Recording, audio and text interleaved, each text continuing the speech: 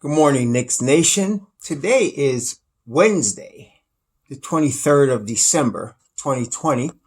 I hope everyone is healthy. I hope if you are sick that you're getting well very quickly.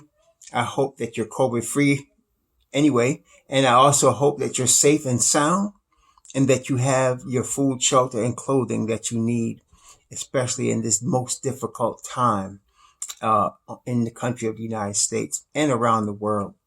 Also, double blessings to those that are in the healthcare field who put their lives on the line on a daily basis, work very long hours, and really sacrifice themselves to save human lives. Double blessings to them. So today I want to address tonight there's a basketball game, and not just any basketball game. Tonight is the season opener for our New York Knicks. Now, actually, yesterday was season started, but that's, for the rest of the NBA. But for our team, the season starts tonight. And so we're playing the Indiana Pacers in Indiana today. And before I go into that, I want to just show you another example of media hype that unfortunately many in Knicks Nation buy into. So about 2 months ago, I'd say it was about 2 months ago, many of us had already been discussing the extensions possibilities for Frank Ntilikina and Dennis Smith Jr. We're talking about that. And for example, I was among many that said, while I want them to extend Frank early, I knew they wouldn't because they were going to wait and see what they had, what the market value is. You see, brethren, in Knicks Nation, unlike immature people that make snap judgments and are really into hyperbole, professional basketball is a business, okay? Aside from a sport, it's a business. And as such, the players of that business, the NBA players themselves, are investments. They represent investments. It's almost like, I don't want to say that, but they represent investments. So that being the case, every team wants to maximize their investment. They don't want to squander their investments. Now, part of the Knicks futility over the last 20 years has been that they squandered talent. They wasted talent. They did not develop talent. They traded talent too soon, right? And they would put big money in people whose best days were behind them. That's been part of the Knicks futility. Part of the rebuilding process that we're now in is to value talent, to develop talent, and to acquire talent. Okay, that's what you want to do, right? So with regard to Frank and Dennis, objectively, they both have talent. Okay, some people are, like I said, I can't speak for people that are unreasonably stupid in Knicks Nation, but they do have talent. They're both NBA players. What the Knicks want to find out is what they have in these two guys. Let's start with Dennis Smith Jr. He was the main centerpiece of the trade with regard also to draft picks of the trade with Dallas for Kristaps Porzingis. We don't trade a guy like Kristaps Porzingis and get nothing in return. Okay. So as it turns out, the two biggest pieces of that trade now that we're looking back have really been the draft picks that we got from Dallas because we haven't developed properly Dennis Smith Jr. Now, Dennis Smith Jr., obviously we know his talents. He's extremely athletic. He's an athletic human being. And so we were looking to try to develop that athleticism into a point guard, and people kept comparing him, and I think unfairly, to Derrick Rose. That's totally unfair. That's because he's athletic doesn't mean he's going to be Derrick Rose. All right. Derrick Rose is one of the greatest finishers the NBA has ever seen. Okay. You have to remember, he's not just athletic. He finishes at the rim as one of the greatest finishers, especially at his height in NBA history. It's not fair to compare people to him like that. Okay. That's different. Dennis Smith Jr. is athletic like Derrick Rose, but he is not the finisher. Never was the finisher that Derrick Rose is. And it's that finishing ability that makes him one of the reasons that makes Derrick Rose Hall of Fame, in my opinion. So anyway, they trying to develop the athleticism of Dennis Smith Jr. Now, Dennis Smith Jr. had already started, as I mentioned, over 100 games when the Knicks traded for him. And they wanted to develop it, and it was, hype. And then he just mishandled completely. Never learned defense, never learned how to set up a team, never learned make the right pass. Along comes Tom Thibodeau. Tom Thibodeau studies film like every day, like all the time. Like he's basketball is his life. Okay. So he noticed correctly that Dennis Smith Jr. didn't know the right time to shoot and the right time to pass. Okay. And of course he needed help on defense to learn how to play defense, to use his athletic ability on defense. So now with that in mind, what the Knicks need to find out is the market value for Dennis Smith Jr. Again, I'm not talking about idiot people that just say, oh, give him for a bag of chips, or no, he's done because we got IQ now. That is stupid. You don't do that when you make an investment, not if you're smart. So you want to find out what you have in Dennis Smith Jr. You want to find out how he would fit on your team and your system for your future. None of the people that the players the Knicks have that are on 1-year contracts are long-term in the Knicks plans, with the possible exception of Nerlens Noel. And even he is looking for the bag, so that if next year comes, if he balls out like I expect him to this year, whether he's going to start or come off the bench, he's looking for bag money next year. He's looking probably at $70 million next year. Okay, that's probably what we're talking about, because that's what he left on the table a couple of seasons ago. So we're looking at $70 million for him if you want to keep him. But everybody else, Burks, EP, River, these are not in the long-term plans of the Knicks. It's the young players they're trying to develop. Okay, so you're looking at Dennis Smith Jr. You want to see what he does with proper development. You brought in a Kenny Payne. You brought in a Johnny Bryant. Okay. And of course, you brought in a Tom Thibodeau and a Mike Woodson. You want to see what you can develop with him, how he will be used. And you want to see what his value is when he's at the maximum of his usage. Okay. So what that means is, and then of course, you want to see where Dennis's head is. Does Dennis want to stay with the New York Knicks? Does he want to be a Knick for life? Is he interested in possibly going somewhere else where he can feel like he'll be able to use his talent more? That's another consideration. So you're putting him in a position with Tom Thibodeau to learn how to play defense. You're trying to see where he is. Is he better coming off the bench? Is he an on-ball guy? Is he an off-ball guy? This is the first time in his career that we're going to find out. Okay, we're going to find out. So now they have to make decisions. First decision would be, okay, what's his value? And then if you feel like you're not going to get what you need from him as a team, then you might be looking to trade him at the trade deadline to see what you can get for him value-wise.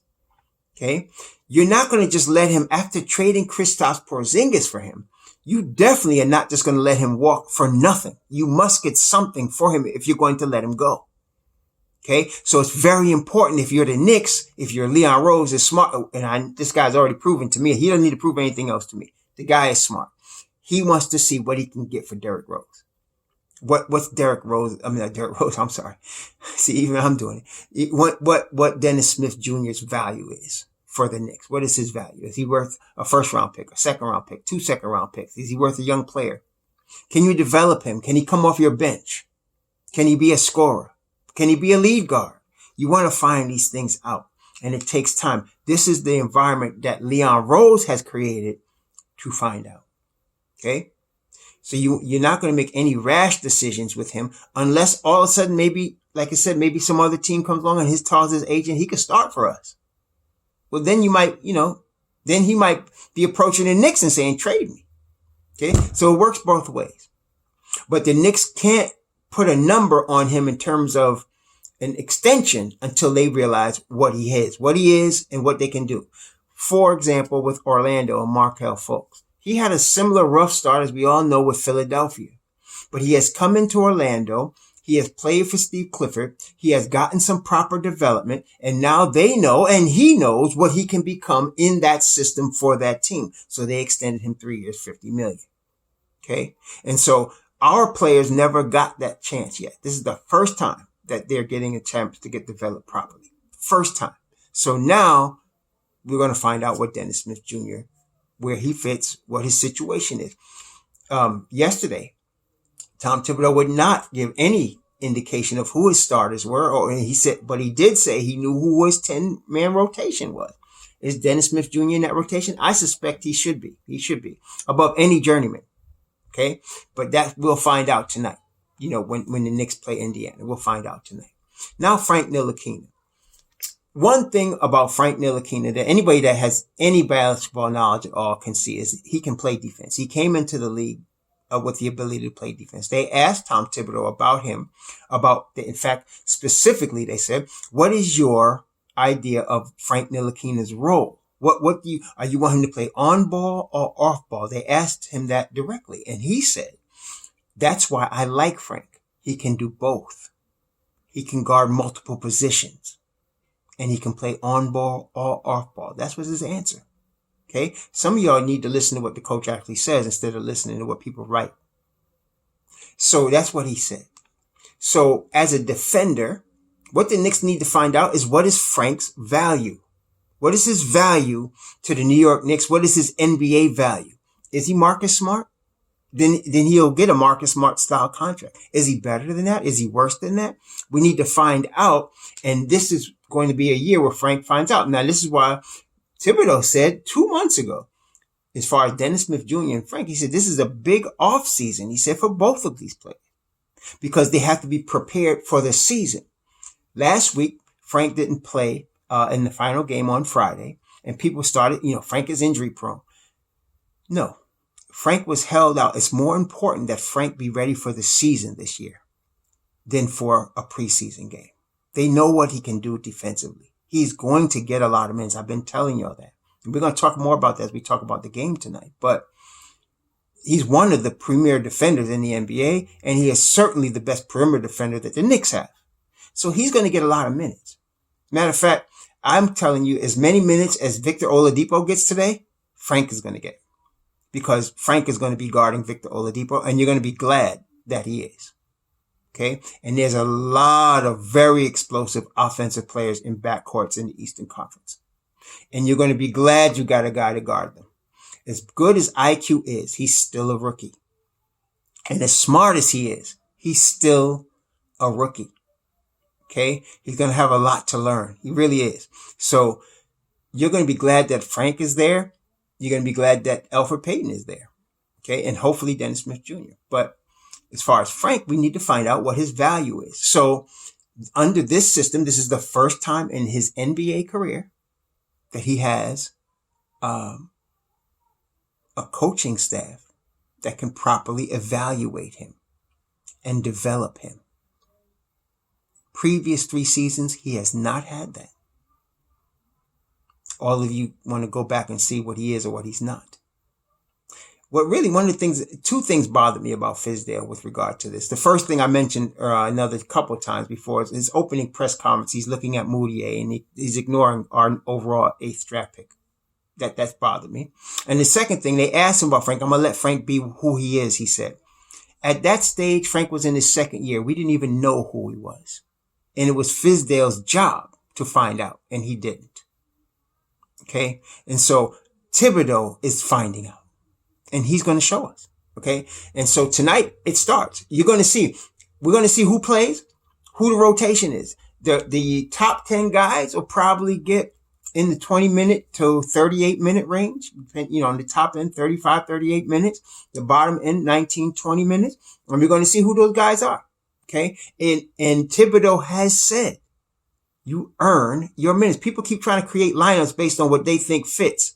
You don't know what these guys have earned. Has they earned anything? Has Austin Rivers actually earned anything? No, he hasn't. He's been hurt the whole time. Okay. And people want him to start at point. You don't even know what this guy has. Anyway, Tom said he's going to let everybody earn their minutes. So that's going to be shown tonight when they play the Indiana Pacers. Okay. That's going to be shown. Who earns what minutes? Now, with Frank, there's a higher probability that he stays with the Knicks for two reasons. He's a defensive player. He's a defensive player, and you need a perimeter. I mentioned you need perimeter defense in the NBA against the Kyrie Irvings, the John Walls. You need perimeter defense. Markelle Fultz's. You need perimeter defense against these guys. Okay. Murray, Jamal Murray's somebody that's going to be able to stay in front of these guys and guard them and challenge them on their 3-point shots. Okay. Number one. Number two, he's already, Golden State has looked at about Frank. So has Phoenix has looked about, they wanted Frank. Teams are already interested in him. So you want to find out what the market value is. You're going to find that out after the season. If he gets hurt and he's shelved, now you can say he's injury prone because this is where he needs to put up or shut up. Okay. This is it right here. But I don't buy this stuff about preseason. I think they're just holding out him and Nerlens Noel and everybody for the season. They're not worried about the preseason, especially with guys that kind of know how they're going to use them. Now we're going to find out. If he comes up with a groin injury or he pulls something, there's going to be a problem for him because you're not going to know what his value is. It's going to be hard to know. But at the end of the season, if he plays this full season, you're going to know what his value is, and he's going to be a restricted free agent. And I believe the Knicks are willing to pay whatever the market dictates Frank's value is. They're not worried about that. So whatever the market dictates what it is. It's not based on what they want it to be. It's what the market says. That's a lot of people don't know that either. They value stuff. I'll give him $8 million a year. You don't give him anything except what the market says he's going to get. That's what the market dictates. Okay. So the market dictated Markelle Fultz getting 3 years, $50 million. That's the market. All right. So we're going to find out what the market is for a defensive player that plays multiple positions. And let's assume he doesn't get hurt and he plays the whole season and he can guard the best point guards in the league. What his market value is, we'll find out. Okay. And that's what you're going to start to see tonight. Tonight, you're going to see who the rotation is. He's going to play who he plays. And we're going to see who earned the minutes and who didn't. And I told y'all before, I feel like he's going to default to the vet journeyman until the young players get his attention. He said IQ got his attention. He's already tells you he's going to play Frank because he's already said he's valued because he guards multiple positions. So you kind of know who's going to be in the rotation already. He's already told you that for people that's listening. Okay. But, people don't listen. Now, since we already knew 2 months ago that they weren't going to extend him properly, they were let him, they wanted him to see both him and DSJ their value. Why was it a big deal that everybody came out with Monday that they didn't have conversations and that, this was new news and now they make all this conjecture about what that means?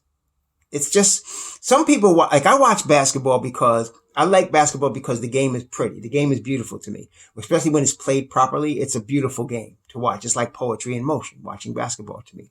And then of course you have, when there's the games themselves, they're, filled with excitement and drama and all of that. But there's some people that lean more toward the drama and the gossip than actually the game, And so I guess that's what these things are written for, because when they came out, multiple out, they didn't talk to Frank Ntilikina. They never had a discussion. Well, they weren't going to because they want to see what his value is.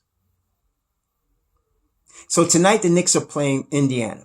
Now, I did see Indiana against Philly. I mentioned the other day I saw the Indiana-Philly game because we play Philly after that. The Eastern Conference is very tough this year. Very good. You got your Miamis, your Torontos, your Phillies, right? You got them, Milwaukee, of course. Then you got now Indiana. And of course there's Brooklyn, which might be the best of all of them. Boy, those guys are rough. Like the thing about Brooklyn is that they got a team. Like they got Kyrie and they got KD, but they got Karis LeVert. They got Joe Harris. They got Jared Allen. They got a team. Okay. If they don't get hurt, which is unlikely, somebody's going to get hurt on that team, especially Kyrie. He never plays a full season. But if they would stay healthy, I don't see how anybody would beat them in a 7-game series. I really don't. I don't see how LeBron would beat KD and Kyrie in a 7-game series. Especially with the supporting cast. I think, LeVert is very underrated. And so, they are big time players, but somebody's going to get, They're not. And then, of course, there's the drama that Kyrie brings that causes distractions as well. So that's going to happen as well. But, and not to mention KD. So there's all of that. But they're a very good basketball team. They're tough. Philly is tough. You're going to have some really good teams in the East this year. They had some cat, I think it was Stein, had the Knicks 15th best team in the East. They had Cleveland and Detroit, who they just spanked, ahead of them. But whatever. Everybody hates us. It's all good. The Knicks, I'm still sticking with 31 wins. Tonight they play Indiana. Indiana has, like I mentioned, they have Victor Oladipo. Now, Victor Oladipo, bad leg or whatever, if you're a Knicks fan, Victor Oladipo is a long-term Knick killer. You have people that are just Knick killers. There are some players that, they're just bad for us. They come in and they hurt us, DJ Augustine was like that. There's some players that when they play the Knicks, they just go to a new level and, they look all world, no matter what they were before. And, so Victor Oladipo is that type of guy. He's a Knick killer. And so that's what I'm saying to you. Frank Ntilikina is going to play a lot tonight. He's going to be, unless he's in foul trouble, he can play a lot tonight because you got Victor Oladipo starting with Malcolm Brogdon in the backcourt.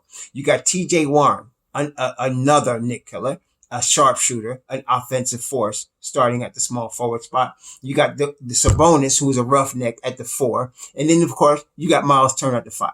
So our 5s, I'm not worried about dealing with that. But we're really going to have to play tough defense. These are 5 players. Then you add Aaron Holiday and his brother Justin to that mix. You got 7 players that are excellent defenders on Indiana. Excellent defenders, and they want to run and gun and shoot a lot of threes on top of that. So this is going to be a real test for our young players. And like I said, Frank's going to play a lot of minutes tonight because you're going to need that defense. I'm wondering how many minutes Elfrid Payton is going to play because he can't shoot, and I don't know. We'll see what happens. I'm sure he's going to play a lot of minutes because of his defense also, but you're going to need some defense out there today. I expect a low scoring game. Because if the Knicks put their defenders out there, Indiana got theirs, it's going to be a low scoring game. It's probably going to be a game. I don't even think, both teams will get over 105 points. I don't think so. So it's going to be a low scoring game. It's going to be a tight game, and, it's going to be an exciting season opener, I think. So, Thibodeau's troops are ready. They're chomping at the bit. I'm glad the Knicks have a chip on their shoulder because everybody's down on them, telling them they're going to be the worst team in the league. They're not going to win more than 22 and a half games. And, all of that. They got that chip on their shoulder. They're ready to prove the world wrong. And I'm sure they will. They're going to get better as the year goes on. Like I said, I'm looking at 31 wins. 31 wins, again, is the equivalent, the 72 game equivalent of 35 wins. That's what you're getting, 31 wins. If you want to know how to do the equivalent of the season, what you do, let's say I'm going to take a 500, right? So let's say like if it's an 82 game season and you won 41 games, you take 41 and you divide 82 into 41. That's 0.5. That's 1/2 because 41 is 1/2 of 82, right? So then you have 0.5 and you multiply 0.5 by the 72, and that tells you the equivalent. So that 72 game equivalent of 500 is 36, right? Because 0.5 of 72 is 36. So the equivalent of 35 wins in an 82 game season is 31 wins. And I'm expecting the Knicks to win 31 games this year. If they overperform, that would be great. I don't expect them to underperform.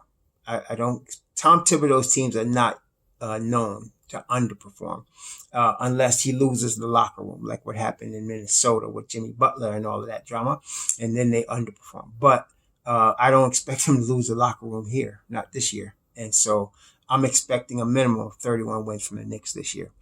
Tonight, I don't know who's going to win the game. It's going to be a tough game. I don't know who's going to win. Of course, we're pulling for our Knicks to win, but it's going to be a tough game. So it's going to be a close game, low scoring game. Let's see who shows up to play for the Knicks. But I'm expecting the defenders on the Knicks to get a lot of minutes, both 5s. And of course, RJ is going to get a lot of minutes. And then Frank, EP is going to get a lot of minutes because of the defense. that they play. So I'm not sure how. I think IQ should start. I think he should. He's earned it. Aside from the fact of how he played those last two games, he's earned the starting spot. And I'm saying that based on what Coach Thibodeau said. You have to earn your minutes, and he said IQ has gotten their attention in practice, so he's practicing very well. And so I'm expecting IQ to start. He should start. Everybody's expecting Elfrid Payton to start.